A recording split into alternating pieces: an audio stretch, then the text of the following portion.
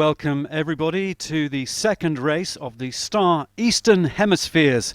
We're in Brunnen on Lake Lucerne, or Vierwaldstättersee, the lake of four forested cantons, right in the heart of Switzerland. And here's the result from race one.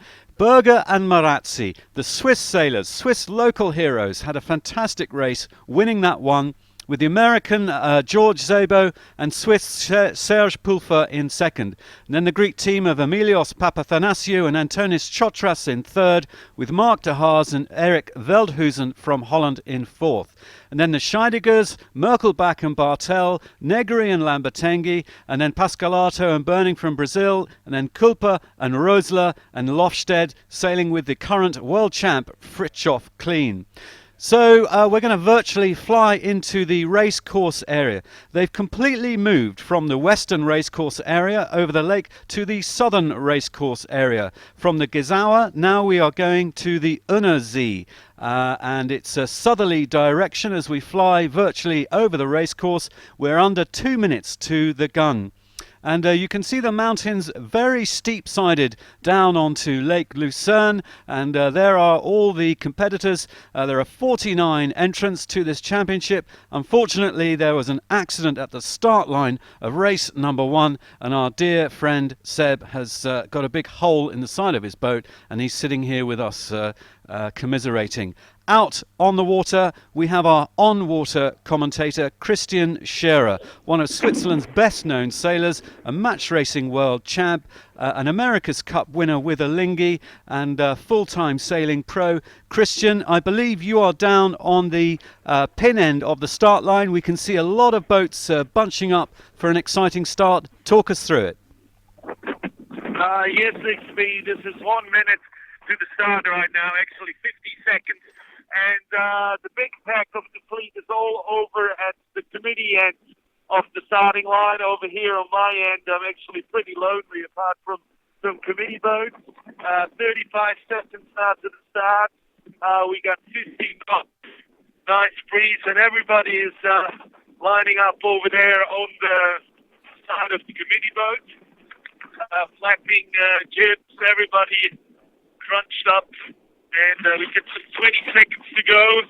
Line looks clear. It might get a bit crowded over there. We got 13 now. Boats approaching. It looks like there's going to be some people over early. Yeah, it looks like a lot of crunched up there. Now the boats are all off.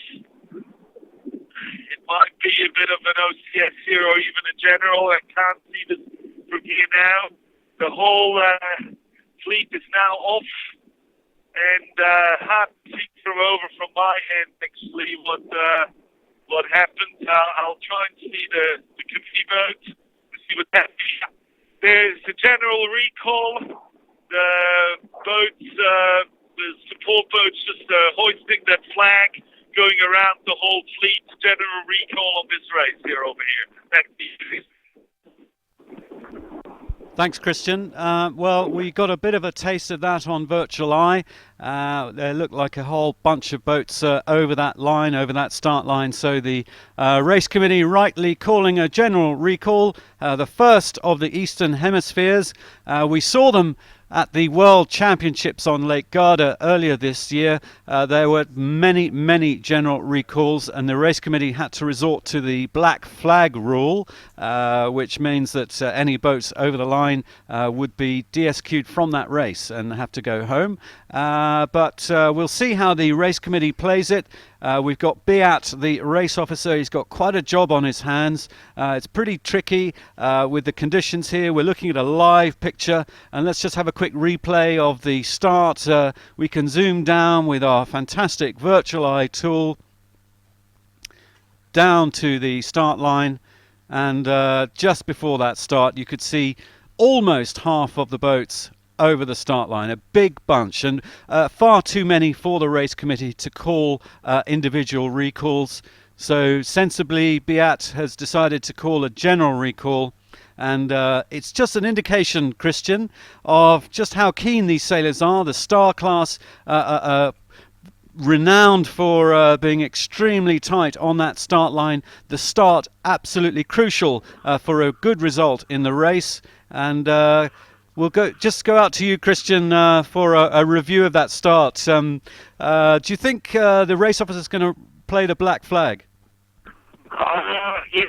One thing for sure is that, like you said, it's like easy to get off the start line. At the same time, there's a bit of a bias on the right-hand side with the line not being really square to the wind, and therefore everybody tried to start over there. At the same time, just now there's a bit of a shift to the right that actually played in, and strong gust coming in, and I think they will have to reposition the starting line before they do anything else, or drop the committee boat back, and then we'll see if he goes black flag. For sure it's something he can play, but at the same time I think they need to reposition the starting line first.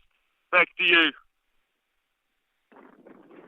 Thanks, Christian. Well, we will see the race officers having to reset the line and just jiggle around for a little bit, so we'll have a few minutes pause before the start of the next race. We're going to just leave you with the virtual eye. Instead of filling some dead space, we'll let the race team just reset the line. We're in touch with the race officers, be at out there on the Unna-See, the southerly part of Lake Lucerne, and we'll just keep the virtual eye streaming.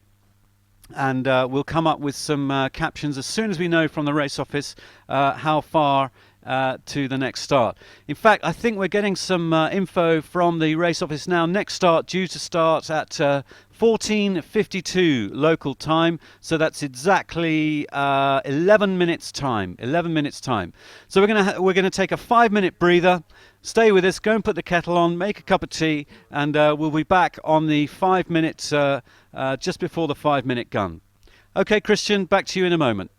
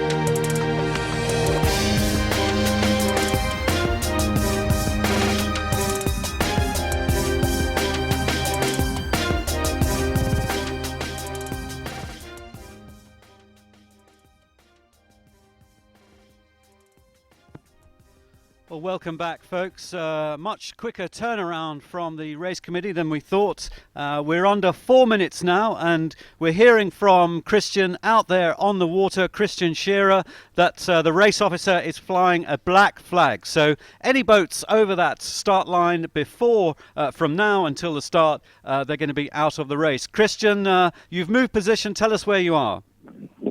Yeah, I'm over now at the race committee end, and it still looks biased over here, actually.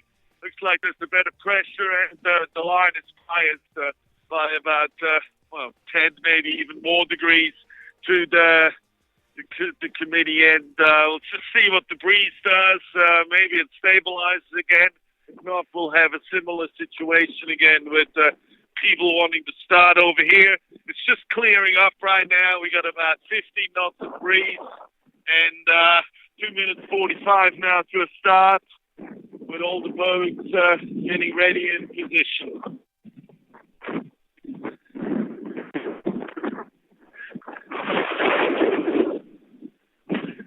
Bit of a wind shift to the left now, actually quite a big one. It's a bit all over the place here right now. It's going to be tricky. That might help actually to even out the line a little bit. Bit more left-hand pressure right now. So this could be a good start here. We just got 2 minutes and 10 seconds for a start.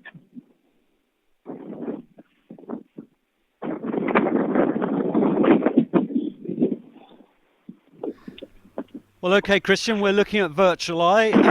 There's a healthy margin with 2 minutes to go, a healthy gap from the sailors to the start line.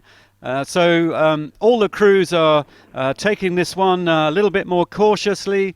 They were all a lot closer with 2 minutes to go before the start, before the general recall. And we can see them having a little bit more conservative start on virtual eye, a big gap now between the lead boats and the start line. Christian, you're, I believe, on the committee boat end. Yes, I'm on the committee boat end. Like you said, people are a bit more cautious now, trying not to be over the line. That black flag has its effect, actually works nicely. More even now on the start line. It could be nicely for the start. We're just approaching 1 minute. This is now 1 minute to the start. Just got the horn, black flag going down. Everybody getting closer to the line. We have most of the boats on the middle of the line or more at the committee end. We'll see Diego Negri close to the line, lining up nicely. This could be a nice start here. On the committee end, a big of a compression of many boats. Diego Negri is the most right boat, closest to the committee boat, and everybody getting closer to the line. Diego Negri in the best position here. The Greek boat coming in really fast. They're powering in. They're gonna get a full-on start. Diego Negri trimming on, and this is the start. Wow, great start from the Greek here, coming from behind. Everybody's now nicely going off. Great start from the Greeks. I see in the middle of the line, George Szabo nicely starting as well. Diego Negri got a great start. I'd say for me, the winner of the start is the Greek, the Italians, and Szabo. They made the nicest start out of the starting line here, and looks like a pretty strong start here from the Italian, from Diego Negri, really nicely.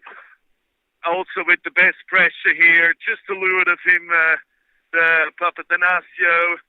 And in the middle of the line, I saw George Szabo making a really nice start.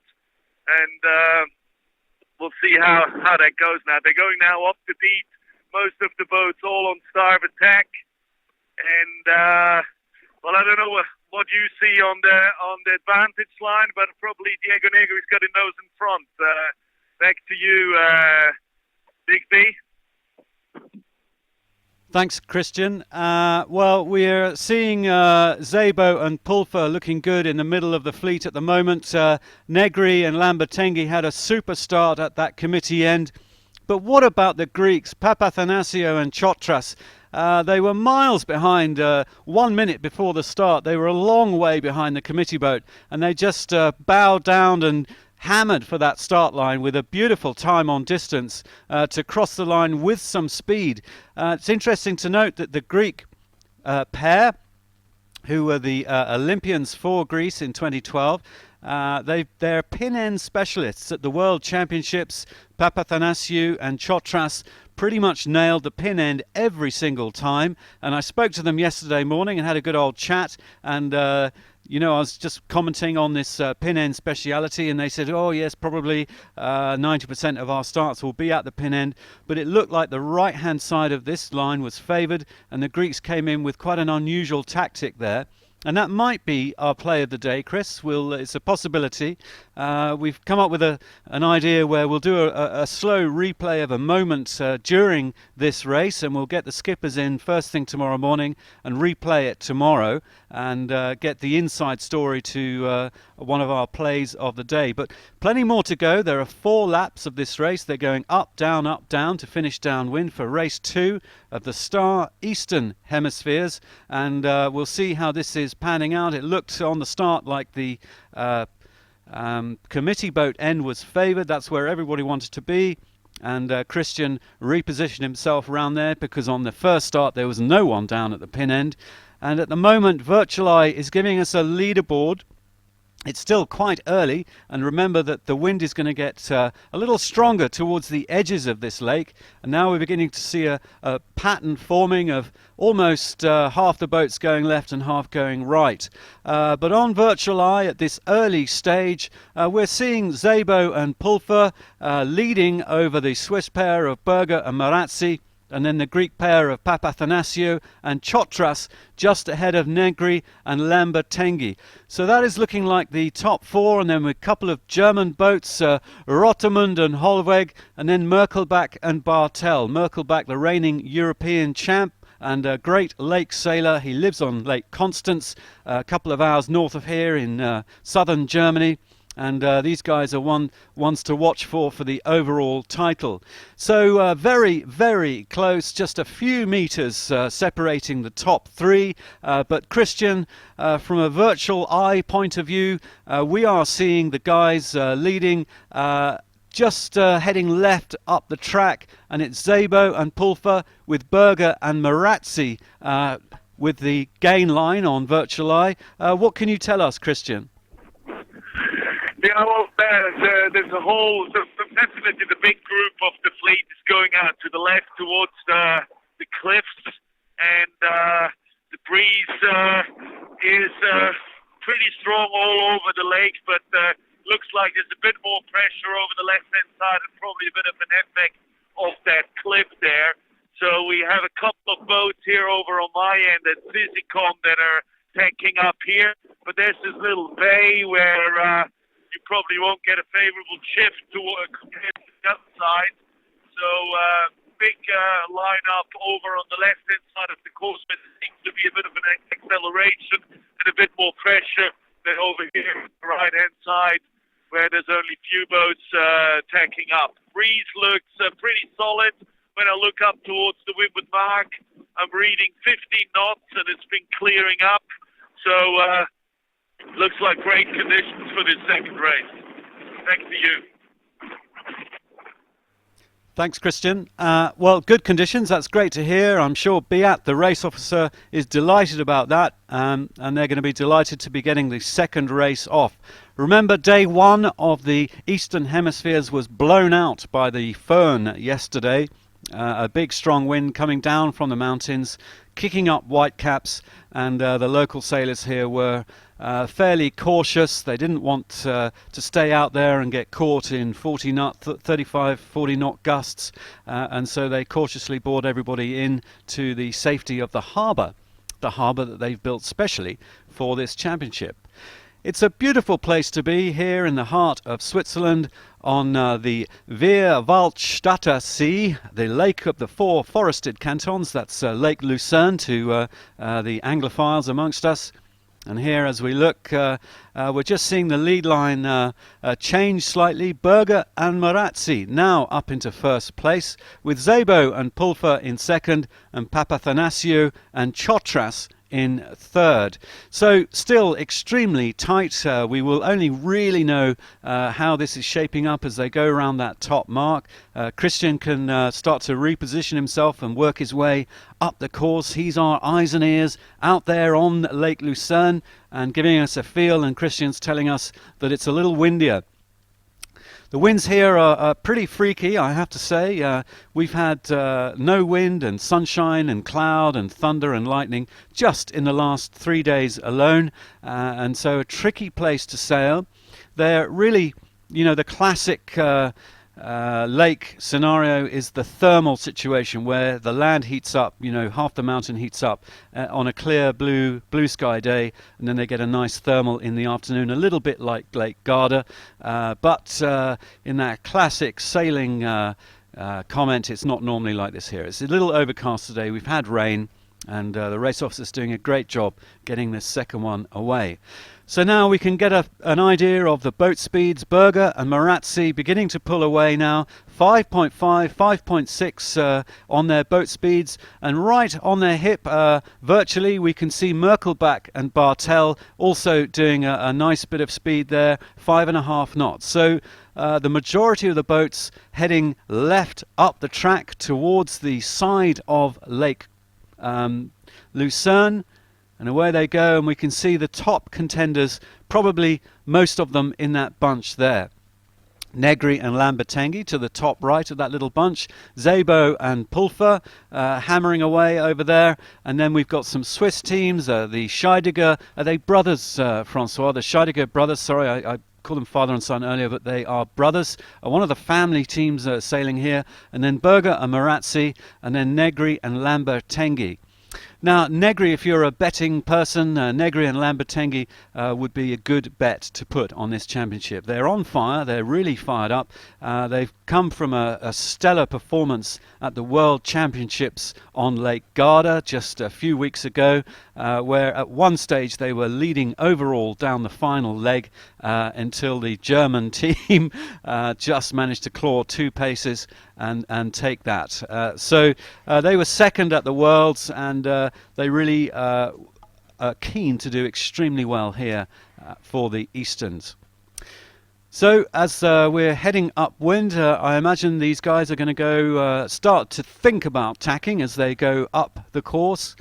We can see that the top to bottom of this course is probably around 1.4 miles. They are doing slightly shorter courses than the Worlds, which were all about 2 miles long, seriously long races, but they're going to run some slightly shorter races, just 4 legs, slightly shorter legs, and to try and get their championship in.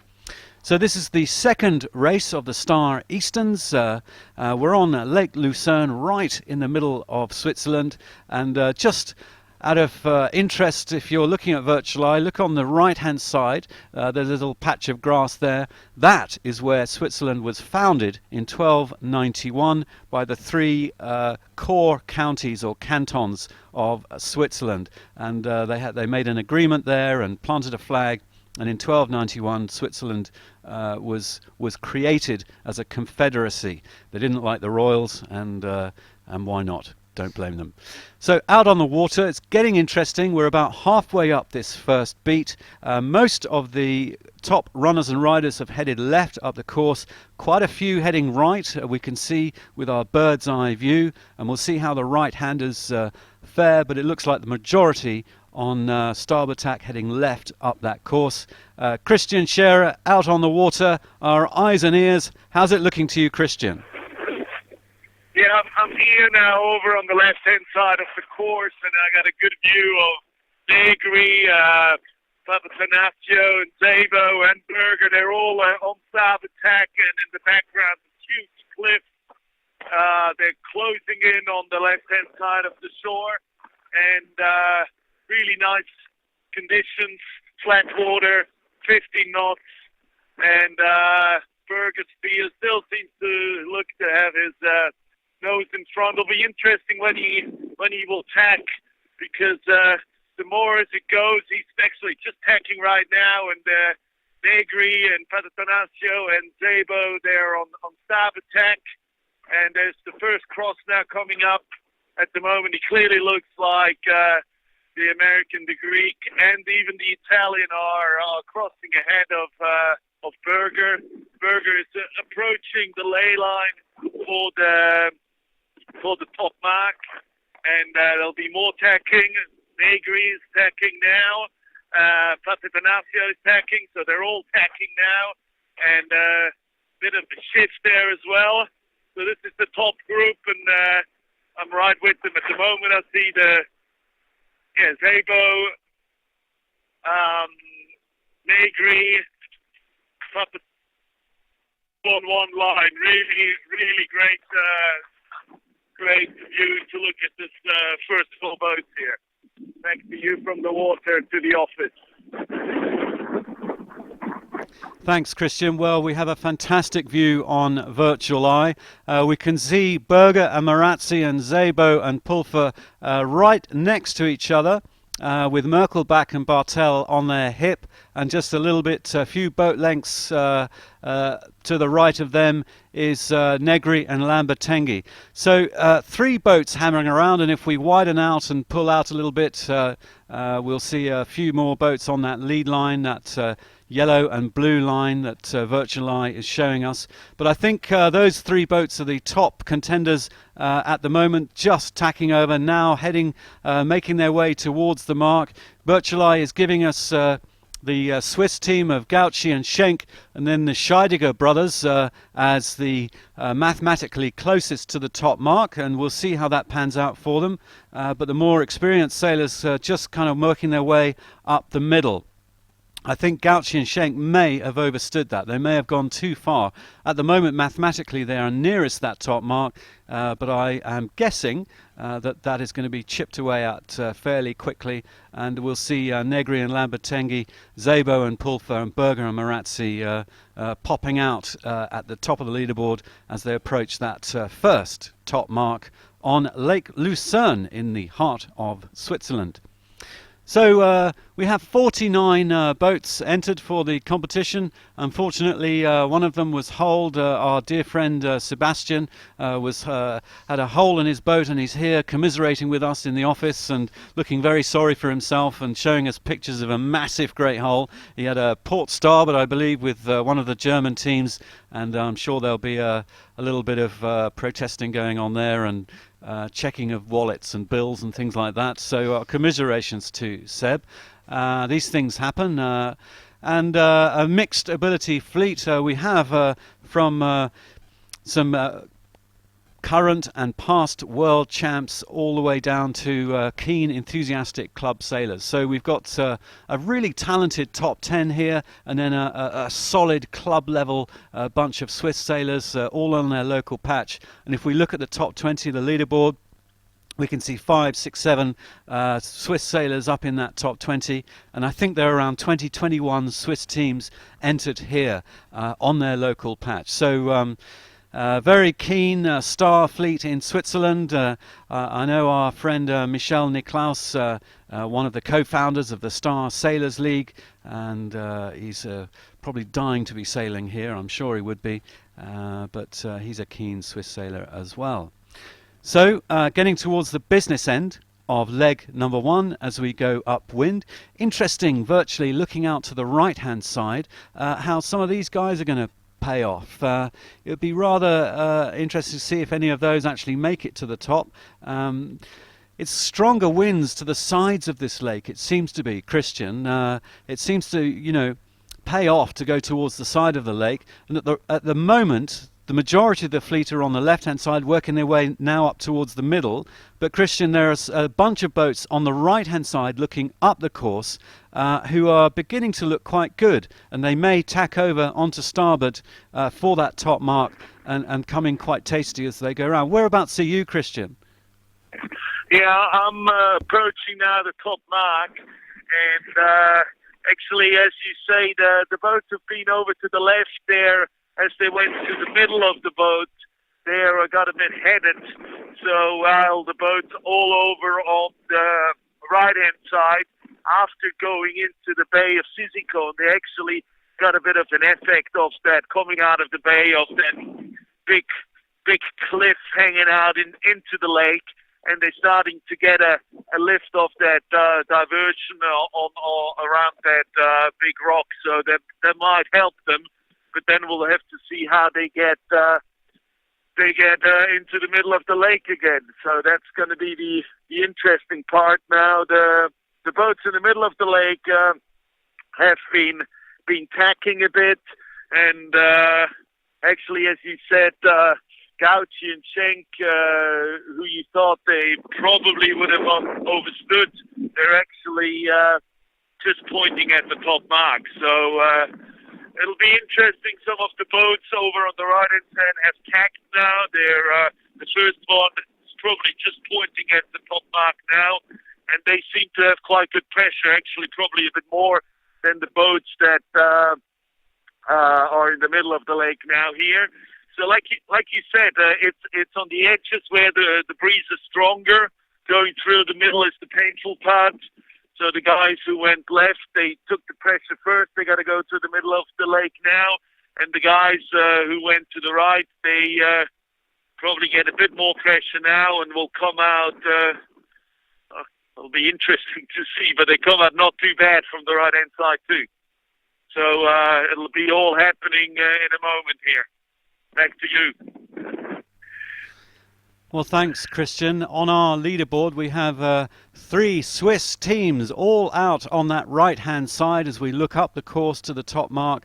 Reufel and Gouda and Chatigny and Ducomont, and then the Scheidegger brothers were up there with Berger and Marazzi a little bit more in the middle. So perhaps a little local knowledge coming to play here on this southern aspect part of the Lake Lucerne, the Unnersee.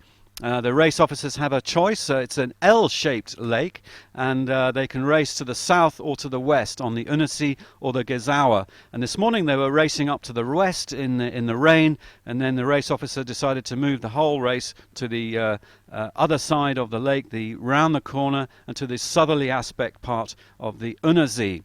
So that's where we're going now. These guys are heading southerly towards that top mark, and we're beginning to get a very interesting scenario. It's going to be crunch time any minute now as the right-hand boats tack over to the top mark, and we'll see a whole bunch in the middle converging on port.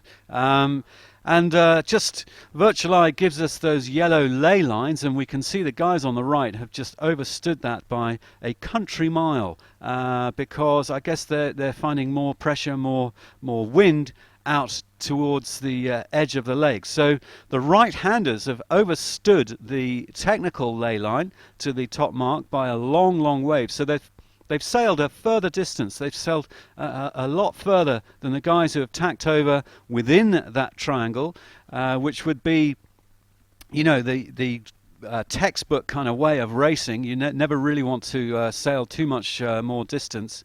And let's just see how this pans out around that top mark, getting very near. And top of the leaderboard now, we have Diego Negri and Sergio Lambertenghi. And these guys have played a very conservative game, just getting a great start towards the committee boat end, hammering out towards the middle of the lake and tacking across in a stately order. And it's looking like Negri and Lambertenghi around that top mark first. Over to you, Christian. Yeah, that's right. They're definitely the first boat. They just tacked around the top mark, and the Greek boat with Papathanassio is coming around second, probably followed by Berger. It's getting a bit tight. Zabel lost a little bit there. Berger just sneaking in third. Then have a German boat, which is probably Merkel back here with the bow number. Let me have a look. This is bow number 12. No, it's Philip Rotemund who's in fourth position. So Diego Negri, then the Greek with Papathanassio, then Berger and Marazzi, then the Germans, Rotemund, then we have Sabo, 1, 2, 3, 4, 5 position. Afterwards, we have boat bow number 4, the Brazilians coming next, and then everybody now crunching in from all the sides. Now the right-hand side boats are coming in. Then we got an Italian boat with the number 42, which is second Italian team. And now it's getting all crowded here with the boats from the right and the left coming in together.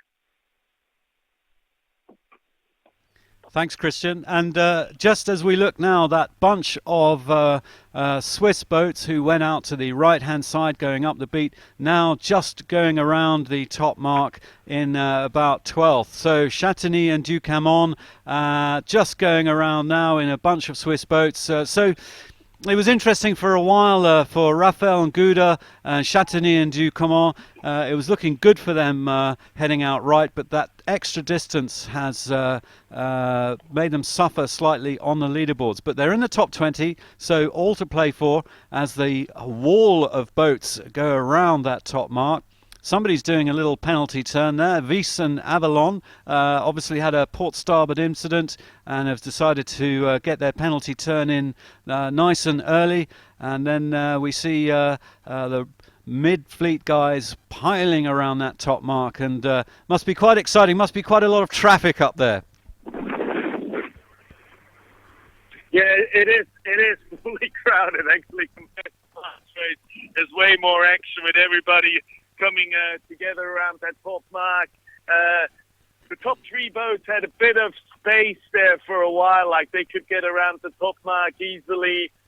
Now it's full on. All the boats are on that offset leg, are all piled up like in 2 or even 3 boats side to side, and a lot of the boats are jibing right away on the other marks, trying to get downwind as fast as possible with the best pressure. We've actually gone down maybe just a little bit, but it's still just up, so it's looking good, and clearing up a little full backdrop, so it's been really nice out here on the water. Thanks, Christian. Well, glad to hear it's clearing up. It was pouring with rain earlier, so we rather felt for you as we sat in the lovely warm hotel here with our cappuccinos at the Waldstätter Hof, who are looking after us very well. And I'm just going to flash very quickly to our beauty cam, and you can begin to see there's the fleet actually right in the distance heading this way towards us. We are right below the bottom mark up in the hotel here. Christian's out there on the water, one of the ferries taking the tourists around the lake, and they have a big steam paddle and great noise, a great steam paddle noise that they make. And that is the fleet. And back to virtual. If we do a mental shift around, we're now looking from the opposite direction towards the top of the fleet now. The front runners and riders heading downwind for leg 2 towards the bottom gate. And it is, in fact, the Italians, Negri and Lambertenghi, beginning to pull out a healthy lead on second place Berger and Marazzi from Switzerland, with Papathanasio and Chotras in third place. Well, the steam paddle steamer giving it a full foghorn there. We can hear it in our studio. It's a lovely sound, quite romantic, I'd have to say.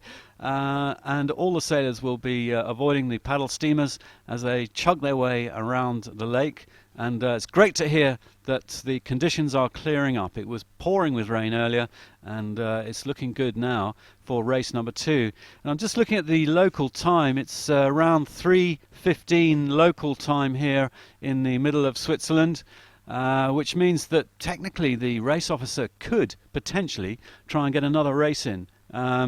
And I think they might try. You know, if he's got a steady breeze, he might try and make up for the 2 races lost yesterday. We'll see. It's hard work. It's quite tiring out there on the stars. It's very physical boats for helm and for crew. But just on the leaderboard to run through the top boats, Negri and Lambertenghi, who had that super committee boat end start, are in first position with Papathanasiou and Chotras behind them on the leaderboard, 95 metres behind, and they are slightly to the side of the lake as they go up. And then in the middle of the lake, Berger and Marazzi, who had a super race in number one, winning the first race. So the Swiss sailors are going to be in contention at the end of race two. They're going to be at the top of the leaderboard in the top three. So they're looking great. And then we have Rotermund and Holweg also looking rather good in there. And Szabo and Pulfer in fourth position. That is the live view. Chris has zoomed our camera in. You can see the gate, the two gate marks. What am I looking at, Chris? Yep, that is the gate. It's quite wide, isn't it? There's quite a distance between the two gate marks, and we'll see the majority probably heading towards, as we look, the left-hand gate. But Christian Scherer is out there on the water, and we have a live view from the hotel, Christian, and we can see it clearing up. We can see the ferries going across the lake. It's really beautiful, but clearly a fantastic result from the Italians, Negri and Lambertenghi, pulling out some 90 metres into the lead. Over to you, Christian.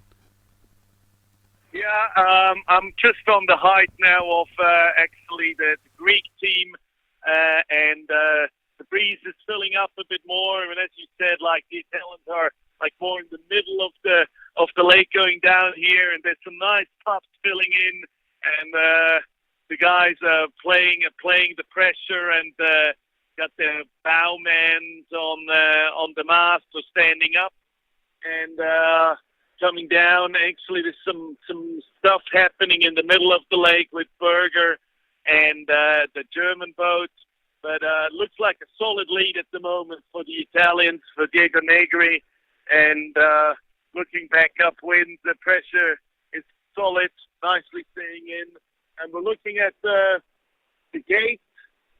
Actually, at the moment, I can only see one of the two buoys. It's like they will have to adjust something there. The mini boat is a bit further down. So boats approaching that leeward mark. And Diego Negri still with a solid lead. The Greek boat just jiving now, trying to get to the middle of the lake.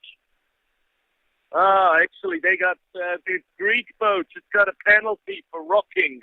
They been rocking the boat too much, and they just and they still got the flag up. The jury's being pretty hard on them. They're just doing two full circles here because they've been rocking the boat. They had the crewman of Papathanasiou was standing on the mast, rocking the boat, and Piero Orchietto, the jury, caught them and raised the yellow flag and pointed at them. So they did two full 360-degree circles and probably lost some ground there. I don't know how that looks like on the virtual, but they must have lost 2 or 3 positions there. Back to you. Yeah, Christian, they lost 4 places there, and we could see them doing their turns on Virtual Eye. It's amazing, I have to say, that a GPS tracker can give us such an accurate depiction of doing penalty turns. So, oh dear, slap wrist for Papathanasiou and Chotras, doing a little bit too much kinetic movement out there on the lake. They do have on the water jury with their yellow flags, and they will penalise anybody and blow their whistles, and the Greeks getting a slapped wrist on that one, but they did their turns, and they are now in 5th position from 2nd. But that is good news for the Italians, because they have now pulled out over 100 metres from Szabo and Pulfer, who are now up into 2nd position. And Berger and Marazzi are now in third, 126 metres behind the Italian leaders. And then Rotermund and Hollweg from Deutschland, from Germany, in fourth position, with the Greeks now in fifth. And great to see the Brazilian Alessandro Pascalato with Henry Björning up there in sixth position.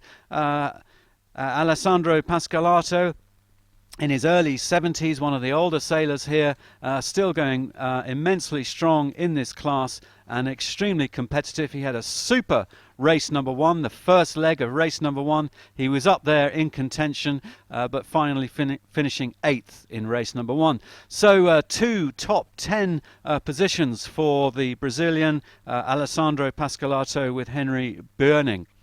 And then just behind them, the other Italian crew of Danilon and Gazzetta up into 7th, with the European champion Hubert Merkel back, sailing with Gerrit Bartel in 8th. And then Gauci and Schenk from Switzerland in 9th, with Sturkly and Speer.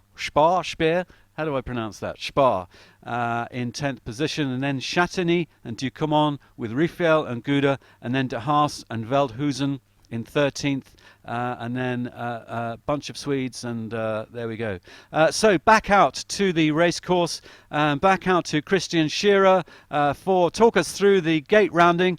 We can see we have a live picture from the hotel of the gate, Christian, and I can see the gate looking absolutely miles apart. A huge gate, Christian. Actually, it's not a huge gate. It's just looking up the course, the right-hand mark is kind of tilted down, and it's further to leeward, so everybody will go to the left-hand mark looking upwind. We got Diego Negri just approaching now. He's going to go, actually right now he goes, he drives around that left-hand side of the mark and going upwind. And I think everybody will take this mark, as the other one has drifted down maybe 2 or 3 boat lengths. They're only like 7, 8 boat lengths apart, but one has drifted to leeward, so definitely everybody will go around the more favored one. Diego Negri now already upwind. We got George Sabo now coming in as a second boat, driving around, coming in nicely. And as next we got Berger just driving in, coming around now. Rotermund is going to be the next one. And looks like Papatanasio will be 5th, with the Brazilians being nicely up there, but just not. They will go around 6th. Pascolato will be 6th around that mark. Everybody going around that one mark as the other one has drifted. So we got now the second Italian boat number 42, coming around, Danilon, and then the German with the bow number 03, which is Merkelbach, actually the only one taking the opposite gate mark, because maybe he might want to go up the right-hand side of that beat. The breeze looks more right at the moment compared to the first beat, so there's more right direction, probably 10 more to the right. And now the whole group of boats is now approaching that leeward gate. There's a lot of boats all together, so there'll be a lot of overlap. We'll have plenty of work to do, but big and nice lead for in a good position, definitely for Diego Negri. Now the whole group, the big group of boats coming around that leeward gate, with most of the boats taking the left-hand gate looking upwind, and some of the boats going to the right. Diego Negri extending all the way up the course on starboard tack. And they're actually well, they're not laying, but they're much closer to lay. So this is the starboard tack will be definitely the long tack going up this speed. So far, no incidences around this mark. Couple of funny maneuvers. Breeze looks still solid. 12 to 15 knots. With the last boats now approaching that leeward gate. So far from here, back to you, to the office. Thanks, Christian. Well, quite a dramatic gate rounding, and on virtual we can see that one of the gates is a lot further down, and it was interesting to see Merkel back and Bartel going round that one and choosing to go up the right-hand side of the course. Well, I guess they're in clean wind at the moment. Merkelbach and Bartel in 8th position. They've got some nice clear wind. They're in a central position, and they decided to sail a slightly longer distance to go round the slightly offset gate at the bottom of the racetrack. So there they go. Rest of the fleet still to come through. The majority have gone round there, and this race beginning to take a very clear shape. As we move up from Merkelbach, Danilon and Gazzetta from Italy, just behind Pascalato and Buerning, and then Rotterman and Holweg, and then the Greeks now up into 4th position, Papathanasiou and Chotras after their penalty turns for using that kinetic energy. And Berger and Marazzi up into 3rd, with Szabo and Pulfer in 2nd, and Negri and Lambertenghi in 1st position. Now, as I was saying earlier, I would be putting a small fee, a small wager on Negri and Lambertenghi. Perhaps a beer, Chris, if you'd like to take on any other crew. Chris, our vision mixer, sitting next to me, huffing and puffing. Chris wants to go for Papathanasiou, and okay, we'll have a beer on that, Chris, for the overalls. I'm going for Negri and Lambertenghi. Papathanasiou and Chotras had an amazing start today. I still think that's our play of the day. And we'll just get them to talk us through their start procedure there, because they were miles back from the bunch of boats with 2 minutes to go. It looked like they were completely out of it, actually, but they put their bow down and hammered that start line with some rather good speed and had a super start. Time on distance, big up for the Greek sailors there at the committee boat end. And now we're beginning to see a bit of a drag race going up the middle of the lake towards the top mark. Negri and Lambertenghi still running away with it, still with 100 metres over Szabo and Pulfer. George Szabo from the USA, from San Diego, and Serge Pulfer from Switzerland, who normally sails with Xavier Rohart, one of the co-founders of the Star Sailors League. Xavier will make his way to this championship, but he couldn't compete, unfortunately, because he was coaching out in Rio for the Olympic test event. Xavier, a top star sailor and a top coach as well. And now Papathanasiou and Chotras up into 5th position. We caught up with them the day before the championship, Emilios and Antonis, for their thoughts on the Star Easterns, and this is what they had to say. So we're with Emilios and Antonis, the Greek superstars, Olympic sailors as well, and you were 6th or 7th at the Worlds, I believe, and here we are at the Eastern Hemispheres. Tell us, how important is the Eastern Hemispheres for you, Emilios? The Eastern Hemisphere is one of the important regatta for the Star class, and for us very important is a very strong fleet here in already over 50 boats, very strong sailors, and it's very important because the lake is too short and need to be very correct on the move, the start and everything to be on the podium. And Eastern Hemisphere is one of, as I told you before, one of the top 5 regattas in the world. Yeah. Okay, Antonis, you've been training over a few days. There's been a preliminary regatta which you've been leading. So you're kind of tuning into this lake. How's it feeling between you two? How's your crew work going? I think we are going well. Our chemistry is in high level after so many races, and we hope we go well in Eastern Hemisphere. Okay. The Eastern Hemisphere's, it's kind of interesting because it's kind of, as far as I understand, the same level as a European Championship. Am I right? Exactly, and exactly same level. And as you understand, in the star class, all the regatta is one new regatta. I mean, all time the top 10, top 15 people can change the position. So strong class. These days will make one of the best class in the world. This lake, obviously, all lakes are kind of interesting. You know, they all have their idiosyncrasies, their differences. What have you found out about the lake here, Lake Lucerne? We have two course area, as we see behind of us. We have the south course area and the north course area, and two different things. And it's not easy to recognize at the moment how it works, but looks like in the corner sometimes work more good than the middle. But we try to discover it day by day because we have the thunderstorms coming these days, and the thermical not come so easy. And this make more complicated the game, but more complicated, more beautiful the game.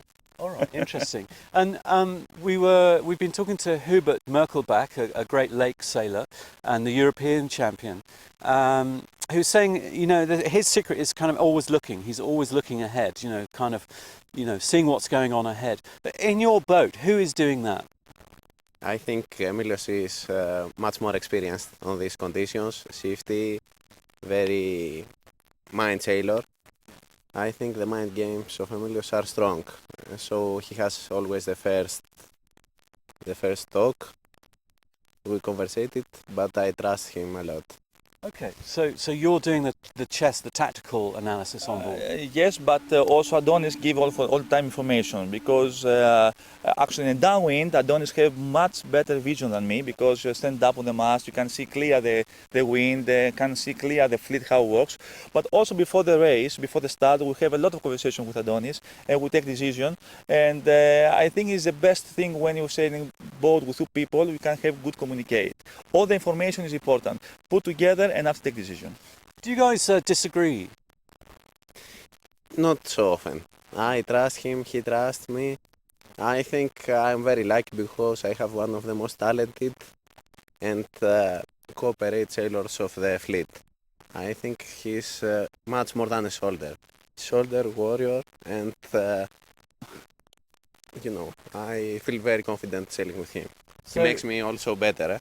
Ah, nice. So that's a good description. A soldier warrior. How would you describe Antonis? What words would you use? I don't know. Ask Adonis. Adonis can explain you exactly what it means.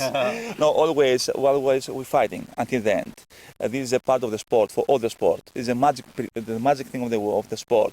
Until the end, like say the football, until the 90 minutes, until the referee says stop, until you go to the finish line, the race never finishes. Need to fighting until the end. And we do like this all the time.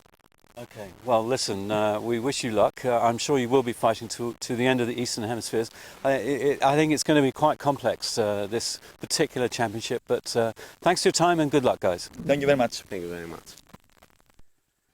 Well, there was Emilios and Antonis, and a good insight from his crew, Antonis, into just how fierce a competitor Emilios is, a real fighter, never give up, and we saw them possibly overstepping the line ever so slightly, coming down towards the gate with their penalty turns. In Virtuali, I've actually lost them, Bridie, the Greek teams, Papathanassiou. I don't know if the tracker has turned off or if they're out of the top 20. I'd be surprised because they were in 5th overall. But perhaps let's go out onto the water to Christian Scherer, one of Switzerland's top sailors. He is out there on the water. Christian, I've lost the Greeks, Papathanassiou and Chotras on Virtuali. Can you see them with your eyes? Yeah, I can see them. They're probably in 4th or 5th position at the moment. They just tacked over to Port Tack, has done Negri, who's still clearly in the lead. Zabo in 2nd, let's say Marazzi and Berger in 3rd, and Negri actually just tacked to cover Zabo and Berger, and then it's probably between Merkelbeck and the Papatanasio for fourth place. So they're all there. It's been a bit of a drag race up that speed, all on starboard tack. The course is quite biased now with the winds coming more from the right-hand side.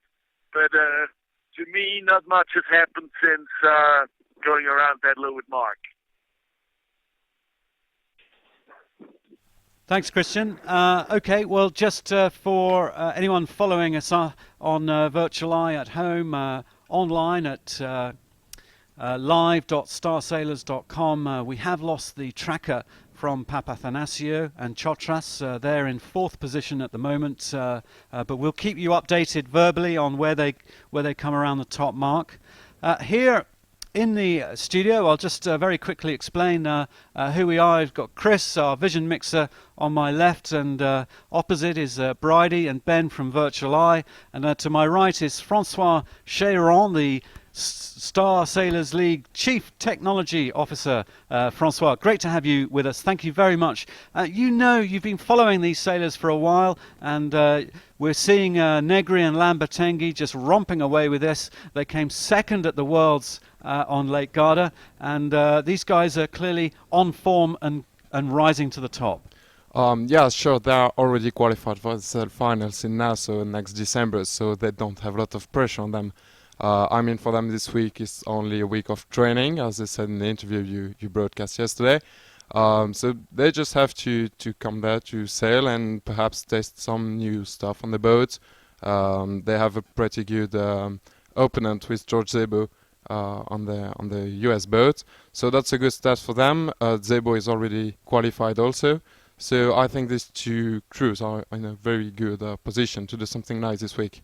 Okay, so just to explain that the Star Sailors League has been going for nearly a year now, up and running. It has a fantastic ranking system for both skippers and crews. And just for your information, the top skipper ranked number one of the Star Sailors League at the moment is Diego Negri. His crew, Sergio Lambertenghi, is ranked number 2, and I believe Bruno Prada is ranked number 1 crew at the moment. And so these guys go around the world and they race in the Eastern and Western Hemispheres, the Worlds, and all their local championships, and all these points rack up, and the top teams get to go to the All-Star Star Sailors League Grand Finale in Nassau in the Bahamas at the beginning of December for an amazing competition. They did the first one last December. We had, I think, 18 crews out there, and it was just an enormous finale. Robert Scheidt with Bruno Prada was simply on fire, and he kind of wiped the floor with the competition, actually, with an extra gear, an extra piece of boat speed, and it was a display, a masterclass of upwind and downwind sailing by those two. But Negri and Lambertenghi looking pretty good at the moment, Francois. Yes, right. They have a good advantage on Zebo Purfer right now. I think it would not be a problem for them to close the race because they are pretty fast on the downwind leg. So we should not have huge changes at the top of the race. Also looks good for Zebo and Purfer. They have made the 4th or 3rd, if I'm correct, in the previous race. So that's a very solid beginning of championship for them. Also for Berger and Marazzi. Marazzi was in the Olympics in 2000 with his brother, so very experienced star sailors. And Berger is also really good Finn sailors, so they have a lot of experience together, especially on the closed race course. So I think they should be able to do a nice championship together. And just to explain a little bit more, you're involved with the planning for the Star Sailors League Grand Finale in Nassau. Just tell us a little bit more about the championship. Are you going to be trying to do anything different from last year? Well, we changed a little bit the way the people are going to be invited. In fact, we're going to take the top 12 of the Star Sailors League ranking on the 9th of September. So just after the last World Championship for last year has been a year. And we're going to add to that one rookie. So last year it was Thomas Horton from the United States. And we're going to also have the world champion in titles, so Robert Staniak and Fritjof Kleen. And to that, we just add a little bit of VIP and guests from other Olympic classes or Amicus Cup winner. We are already discussing with a lot of them, and they seems pretty enthusiastic to come to join us in the Bahamas from 3rd to 6th of December. And of course, we're going to have a virtual eye system to help us to see how it's going to go with such a huge amount of very good sailors.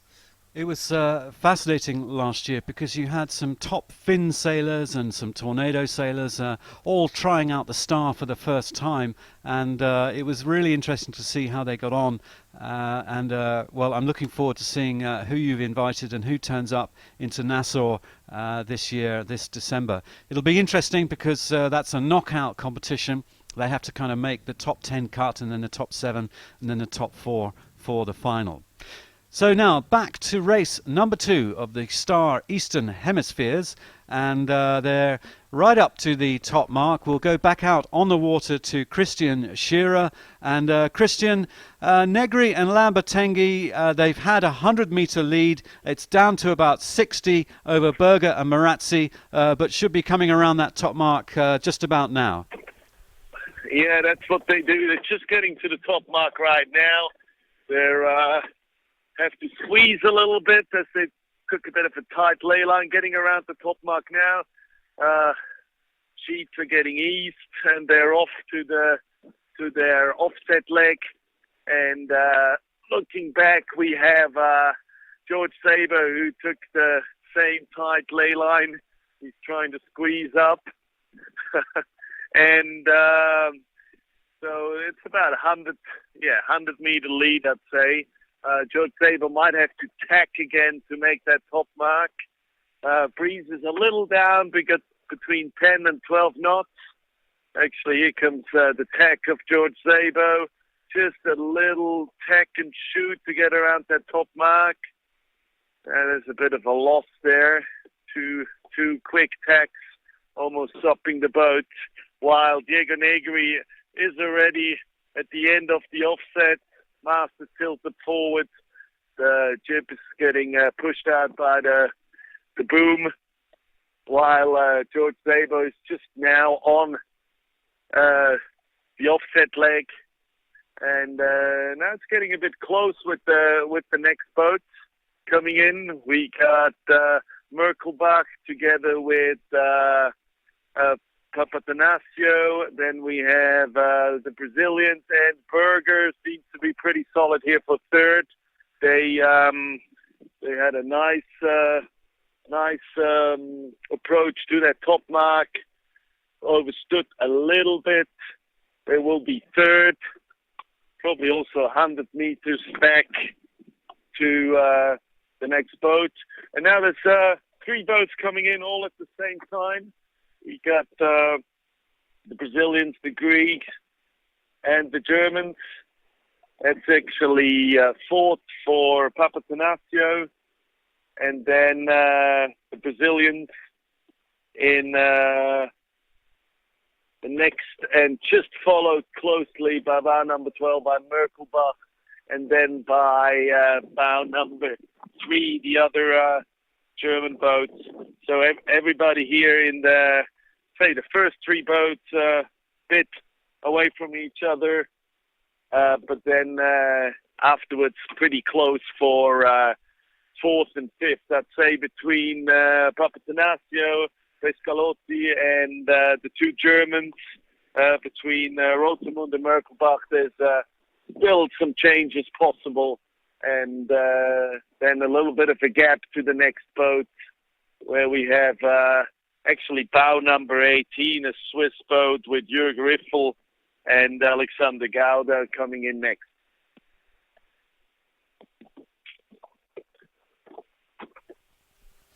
Okay, well, we're seeing the top 10 rounding that top mark and heading around the spreader. Merkelbach and Bartel just going around the spreader mark, and there they go. So De Haas and Veldhusen up in that contention. They had a pretty good first race as well, and 4th in that one.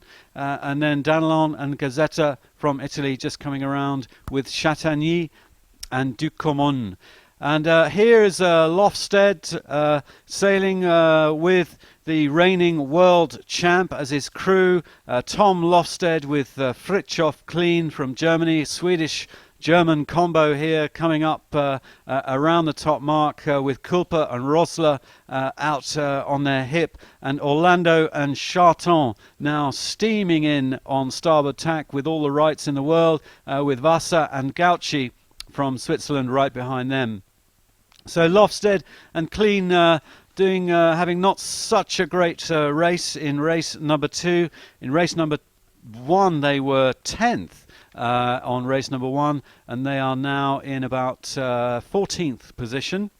So they're in contention. I know they want to do well, particularly Fritjof Kleen, or Frieda as he's known to everybody around here. He's a real character and a fierce competitor.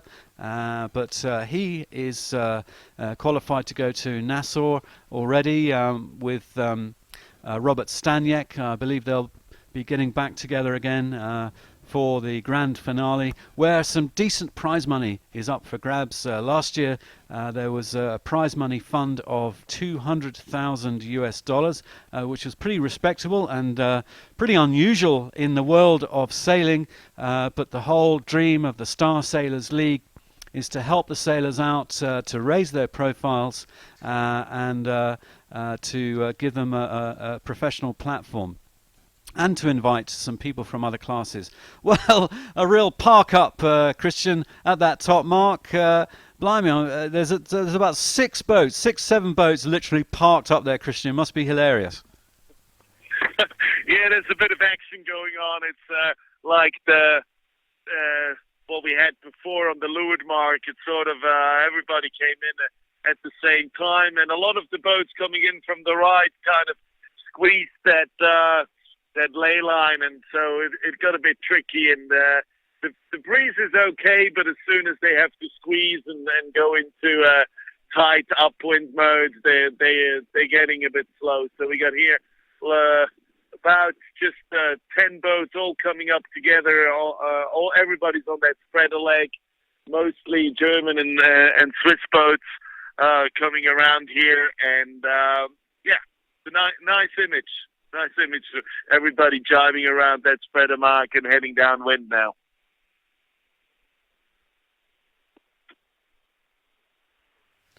Okay, well, Christian Shearer out on the water talking us through the top mark rounding of race number 2 at the Star Eastern Hemispheres.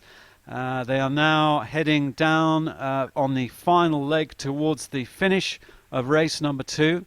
We're going to text the race committee. There's Bayat out there on the race committee boat. Local time is 3:45 in the afternoon, and it'd be interesting to see if they're thinking of running a third race today. There's reasonable breeze out there, reasonable pressure, and if we flick very quickly to our beauty cam, we can just kind of get a feel for conditions out there. Just clearing up a little bit of rain left on that lens, but it gives you an idea. We'll zoom out in a moment and give you another view. Back to virtual. Here we go, moving through the fleet as they head downwind towards the finish line. Merkelbach and Bartel in that mix there, doing extremely well, and Merkelbach, the reigning European champion, which he won earlier this year, sailing with Gerrit Bartel. We actually caught up with Dr. Hubert Merkelbach, a real character, really nice guy, and this is what he had to say just the day before the championship started. So we're with Dr. Hubert Merkelbach from Germany, from Lake Constance. He's the European champion. You're here at the Eastern Hemispheres, Hubert. What is the Eastern Hemisphere? Well, in the star class we have different graduation of events. The Gold Star event is the Worlds for sure, and we have several Silver Star events like the Europeans and the North Americans Championship, and the Eastern Hemisphere Championship is also a Silver Star event. I mean, it's on the same level as the Europeans, or is it above? No, it's the same level. It's the same level. There are very good sailors here at the start. We have some world champions and European champions, so we have a really good competition. Okay, fantastic. Now you've got a silver star already, haven't you, from the Europeans? Yeah, I'm proud of it. So we just put it in the sail. Fantastic. So this is the first outing of your silver star. Wonderful. Exactly, yeah. But in the end, it doesn't help if you have the silver star in the sail. You have to sail a good race. Well, we see behind us the regatta centre. There's some tents and marquees, and the boats are all being craned in and out here of this tiny little harbour here in Brunnen. It's very pretty, but it's an interesting lake to sail on. It's like a big L shape, and I wonder if we just move over ever so slightly, take a pew.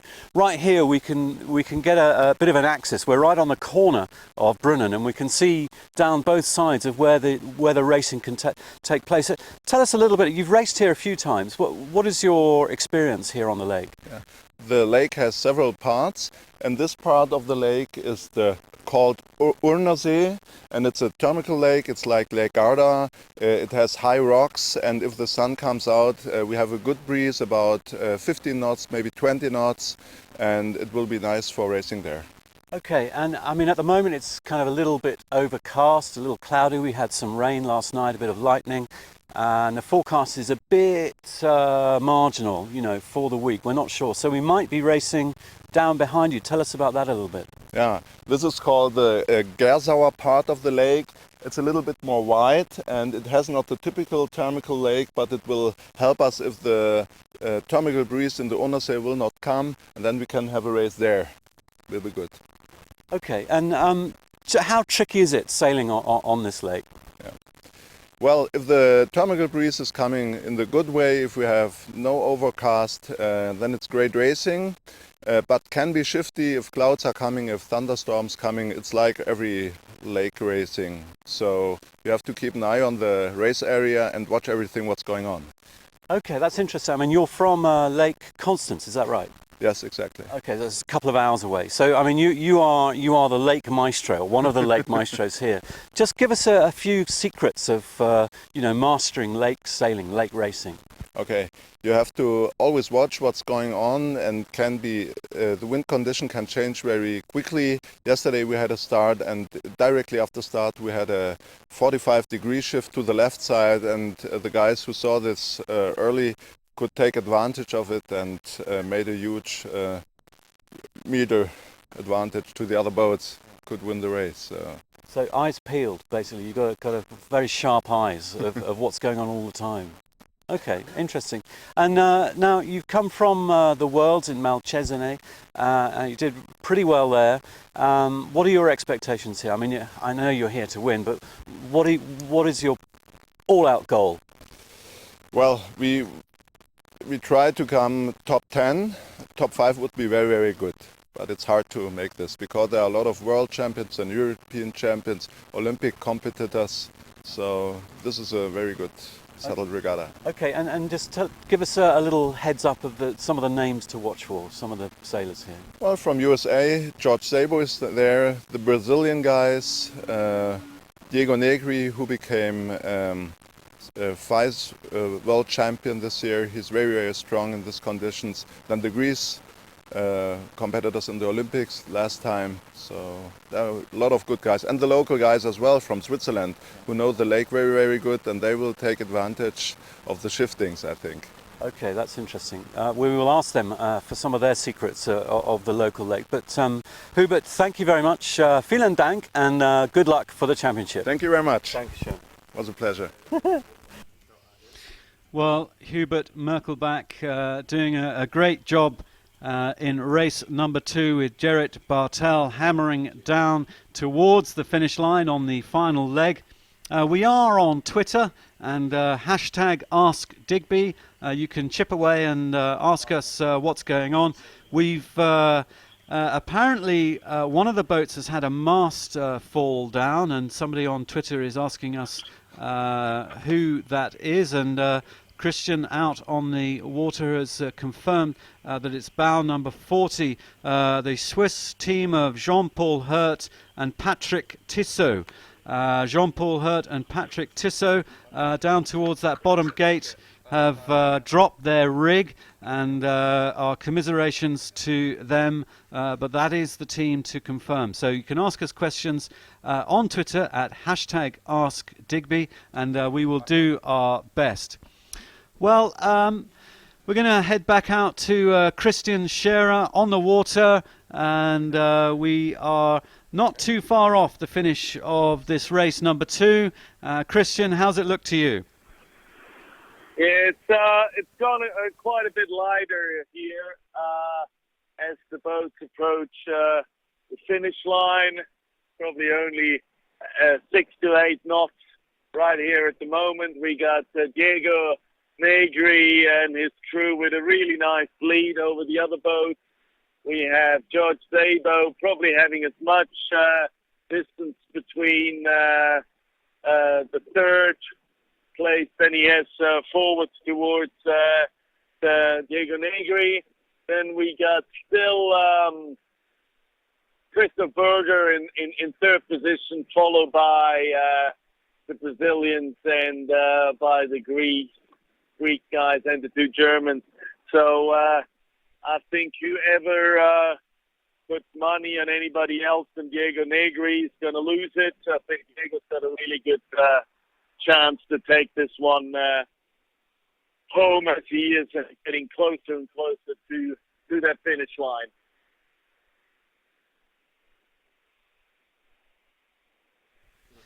Well, okay.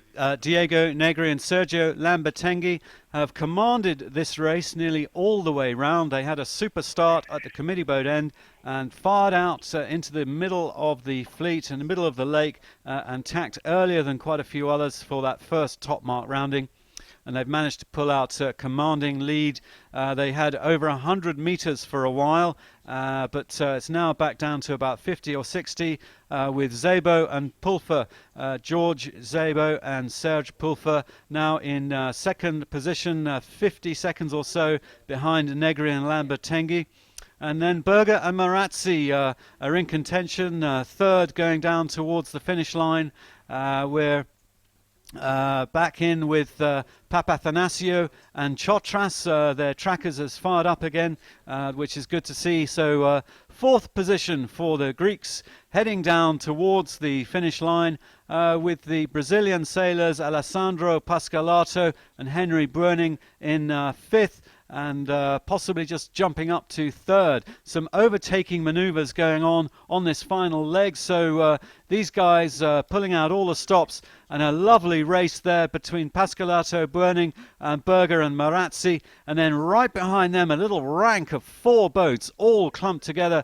Papathanasio in that mix with it looks like Rotermund and Holweg, and then Merkelbach and Bartel. Well, that is our beauty cam. Chris is going to dash out and yeah, maybe he isn't. No, it's raining, he says.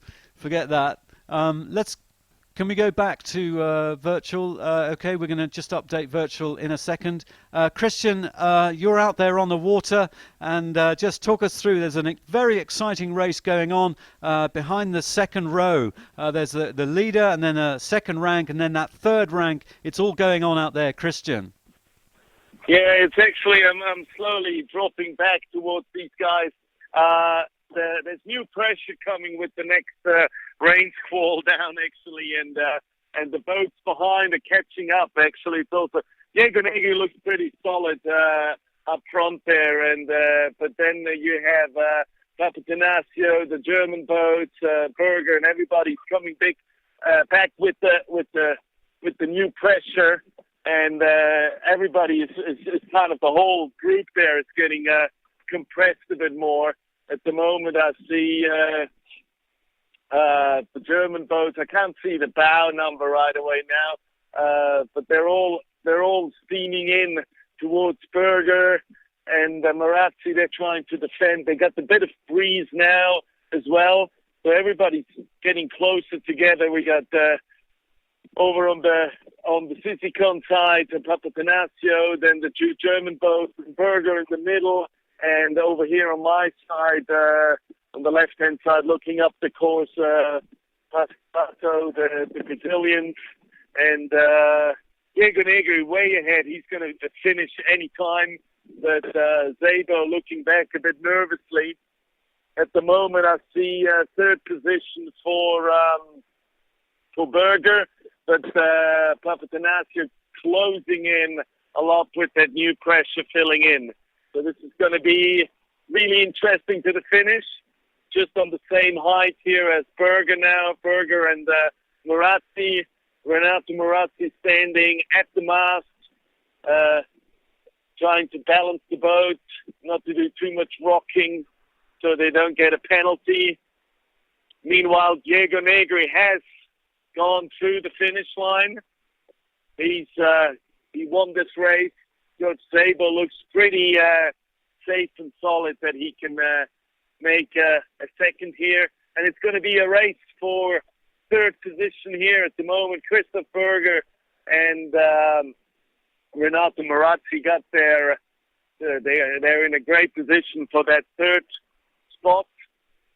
But fourth at the moment, I'd say Papathanassiou from Greece.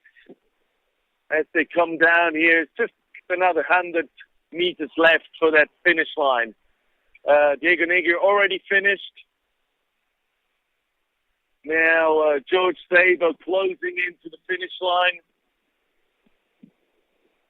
It's going to be a close one, mainly for the third. With pressure came also the rain. It's raining now again. George Szabo just went to the finish line. He scored second place. And we're approaching the finish line here. I'm just alongside with Christoph Berger and Renato Morazzi. Looking good for them to get in a third. They got 3 boat lengths left for their finish. Yes, it will be a third position for Berger and Morazzi. Now it's all about the fourth. It's going to be tricky. I think it's going to be the Greek guys. It's going to be Papathanassiou. And yes, it's Greece, then Brazil, then Germany. Bow number 12, which is who I got here. Bow number Rotemund, and right afterwards, bow number, I think it's, I can't see it anymore now, but it was the third position definitely for Berger, and then fourth for Papathanassiou, and Pascolato in fifth, as I could see it from here. Back to you guys in the studio. Yeah, and then Merkel back and Bartel in 7th, and then De Haas and Veldhuizen in 8th position. Well, that was quite a dramatic finale to race number 2. Really good finishes there from the top 8, some very close racing. The Italians, Negri and Lambertenghi, had an amazing lead down that final bit of over a minute, nearly a minute and a half to George Szabo and Serge Pulfer in second position. And we're just looking at some of the others finish now. Stöckli and Spar from Switzerland crossing the line. The Italians, Danelon and Gazzetta, there in 10th position. And then it's going to be Chatagnier and Ducomont in 11th spot. And just behind them, it looks like Tom Lofsted from Sweden sailing with the reigning world champ Fritjof Kleen from Germany, who won the world champs with Robert Staniek, and those guys finishing in 12th position, and the first race those guys had a 10th. So Orlando and Charton now heading across the line, and we're going to do a little quick bit of maths here, some back of the envelope maths. I've got the SSL Chief Technology Officer, Francois Chéron. He's in our studio, and we're going to have a quick look at the what that means very briefly. So the top of the leaderboard right now, with that fantastic finish there from the Italians, it means that the Italians have moved up to 4th overall. Diego Negri and Sergio Lambertenghi have now had a 7th and a 1st, and they now move up to 4th overall. 3rd overall, Emilios Papathanasiou and Antonis Chotras, with a 3rd in race 1 and a 4th in race 2. So they're now 3rd. Moving up to 2nd is the Swiss team of Christoph Berger and Renato Marazzi, with a 1st and a 3rd. And now get this, the American George Szabo sailing with the Swiss crewman Serge Pulfer with a 2nd and a 2nd. Beautiful consistency in 1st overall. But I guess they're tied on points, Francois. Szabo and Pulfer, Berger and Marazzi tied on 4 points overall. So I would... okay, tied for first, at the moment. 2 races down. That is how the top 4 is looking. For your interest, if you're flying the Dutch flag, looks like Mark de Haas has moved up to 5th overall with Eric Veithausen, and then Alessandro Pascalato with Henry Björning from Brazil up into, is that 7th, sorry. Then the reigning European champ Hubert Merkel back with Gerrit Bartel in 8th overall. So that's the top 8 overall that we've just very quickly calculated on our back of the envelope, and we're seeing the rest of the fleet coming down, crossing the line. We understand the race committee is going to try for a 3rd race today. So before we cut out for a 5-minute breather, final thoughts from Christian before hopefully a race number 3. Over to you, Christian. Yeah, it actually looks pretty good here. The race committee got the L flag up, so they're really keen in getting another race in. Wind looks to be stable around stable as stable as you could call it here on Lake Lucerne. It's been up and down, but the wind direction has been quite steady for here, so it looks good. I think the last boats are just slowly coming across the finish line here. There's 5-6 boats left, and they got everything set up here, the race committee, so I think it'll definitely be a good one if they can get another one in, and let's hope they will do it right away. So we're standing by out here, and there's actually a little bit more rain, and as long as there's wind, we're happy about it. Back to you guys in the studio. Nice one, Christian. Well, the race officer, Beat, very keen to get a 3rd race in today.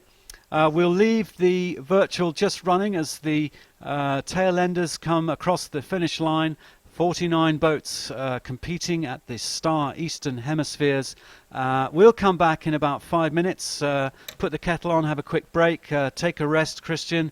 We'll figure out the overall scores. We gave a quick rundown, but we'll try and come back with the top 10 overalls in 5 minutes or so. So a 5-minute pause, and then we'll be back in on the 4-minute gun for race number 3. So that's it from me for a little while, from me, Digby, and Chris, and Bridie, and Ben, and Francois here in the studio, standing by for race number 3, coming back in around 5 minutes.